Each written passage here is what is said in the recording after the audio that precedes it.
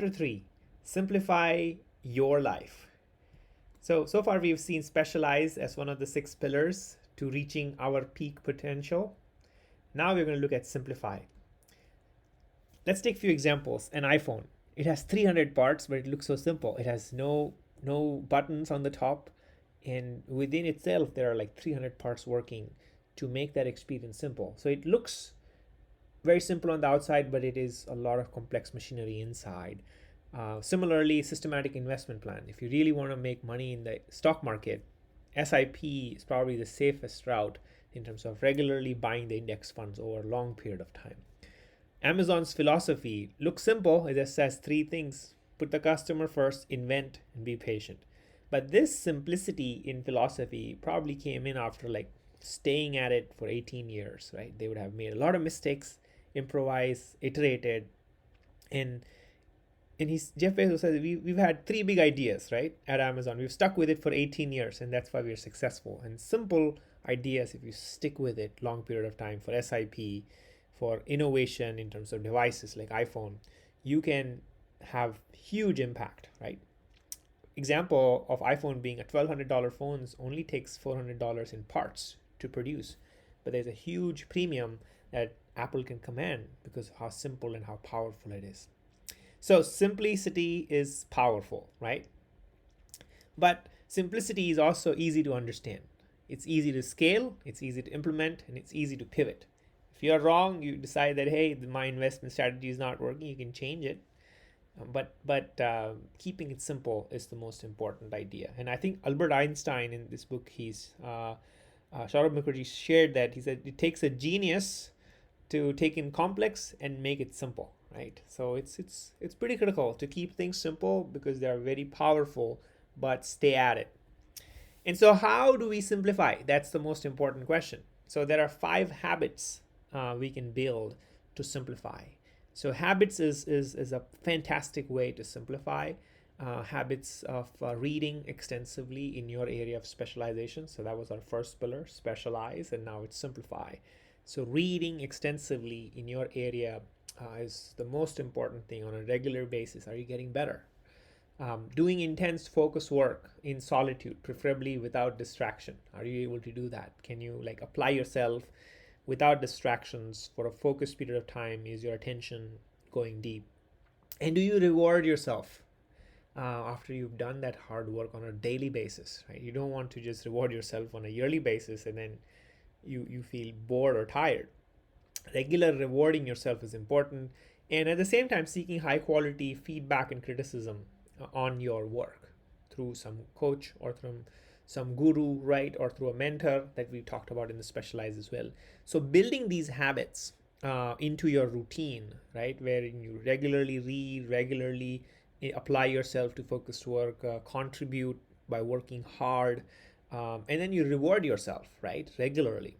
And at the same time, you have some regular ways of getting feedback on your work, getting criticism, and incorporating that into your routine are super important.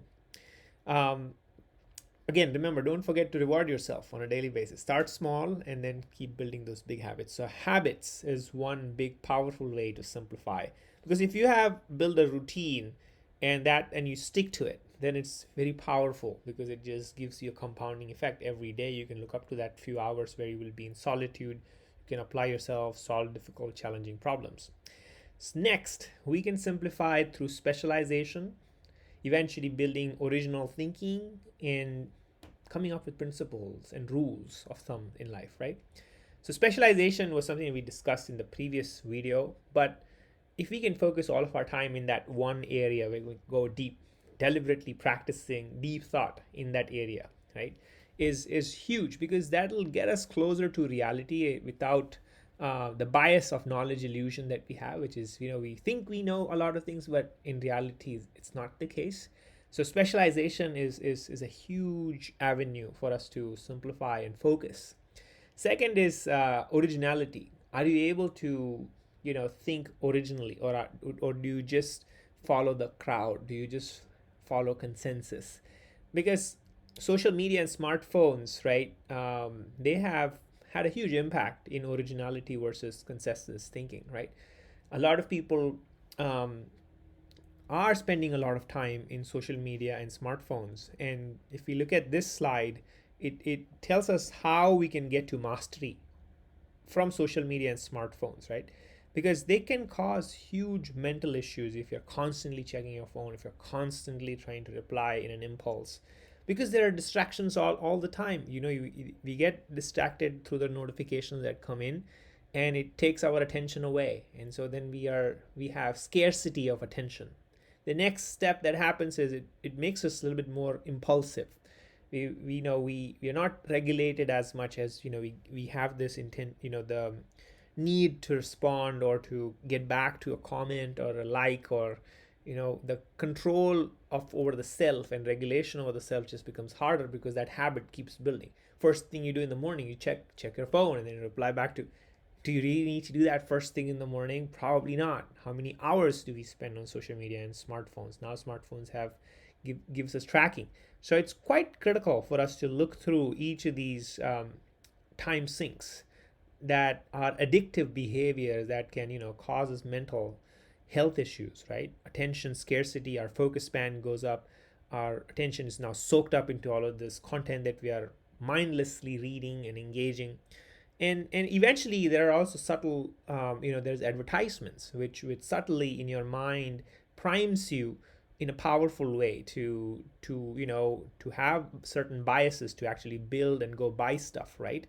So it's very important to master smartphones and social media, because that way you are free from, you are the master. You decide when you're going to look at that notification. You're the master on how much time you're going to spend. You're the master on when to respond, when to check. You're the master on like how do you let it influence you versus you become the owner, right? So simplifying is important through social media and smartphones, because only then can you expect some sort of originality, because it really requires you to think on your own, right? Doesn't You just can't be um, through advertisement, through like nudges, doing things or respond and react. You should be like in the response state, right? So being more original in your thinking comes through some sort of original thinking of your own. Like, can you take your stand or do you just follow the herd, right? So these two areas are big time sinks that devoid us from originality. So specialization, one most big area. Second big is originality. Can you develop originality by simplifying your life from smartphones and social media distractions? Are you the owner? I think that's the key lens to look at it. They have a lot of advantages using social media and smartphones, but are you the owner or are you a slave? That's the key distinction to remember. Are you operating it from the master standpoint, or are you like not a master of those things? And then eventually, like once you make some mistakes, it's important to reflect and build rules of thumbs. And how do you simplify your decision making?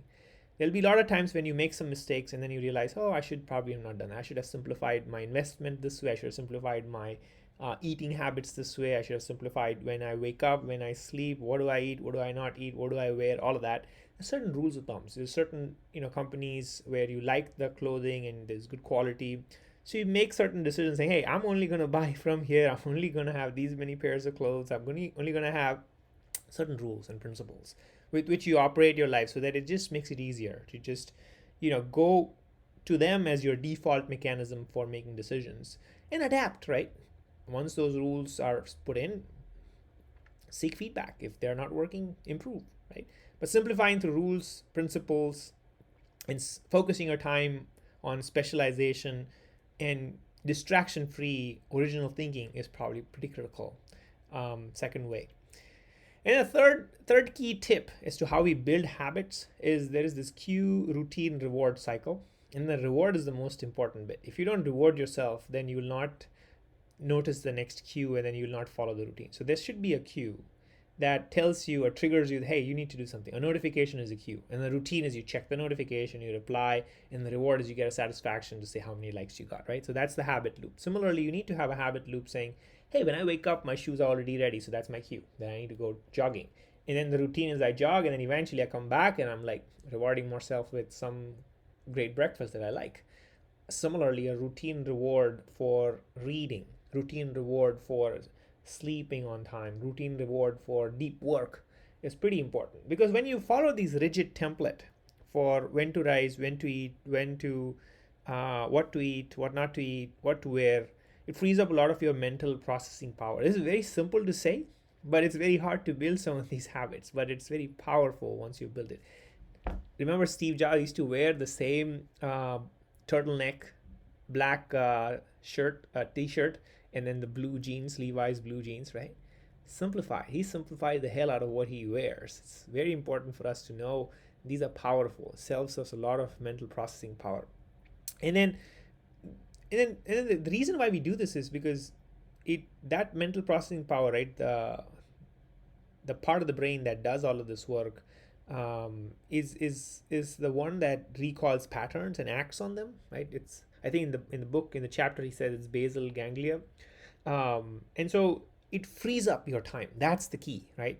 40% of our things that we do is through habits, and then if you can free up 40% of your time, you've had a huge improvement. So very important to build habits. And then the last bit is 5 questions to simplify, right? The first one, have you made a list of good habits? What to eat, healthy nutrition for the body, concentration, meditation, and for the mind, reading. And have you established a routine, especially when would you do that? And then some way in which you have intense focused work that you do in solitude, from distractions, away from distractions. Have you done that? Do you actively seek high quality feedback from your peers? And when do you do it, right? Because if you just let the days go by, then it'll be hard for you to plan this out. But do you actively seek and accept criticism? When you get those feedback, like, people give you feedback if you're really ready to accept. So actively seeking for it and improving it is very important. And then all of this comes together if you have some sort of a routine that says, hey, daily, weekly routine, monthly routine, half yearly routine, yearly routine. Very, very important to use all of this, because some of these things are very easy to say, but very powerful when you apply it. So very, very important for us to apply each of these things that we are learning. All right, now we are into mastery of the second step, which is simplify. See you all in the next video.